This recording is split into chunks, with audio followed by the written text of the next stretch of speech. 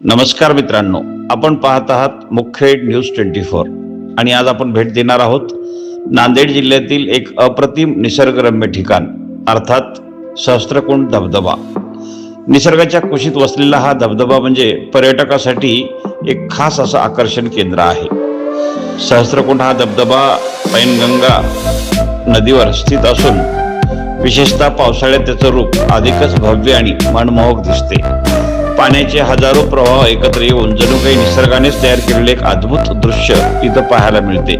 याच कारणामुळे या ठिकाणाला सहस्त्रकुंड असे नाव पडले आहे। इथे येणाऱ्या पर्यटकांना निसर्गाचा आनंद, शांतता आणि थंडगार वारा अनुभवायला मिळतो। सहस्त्रकुंड हा फक्त धबधबा नाही तर एक परफेक्ट पिकनिक स्पॉट आहे। फोटोग्राफीसाठी, मित्रपरिवारासोबत वेळ घालवण्यासाठी आणि निसर्गाच्या सानिध्यात रमण्यासाठी हे ठिकाण अत्यंत योग्य आहे।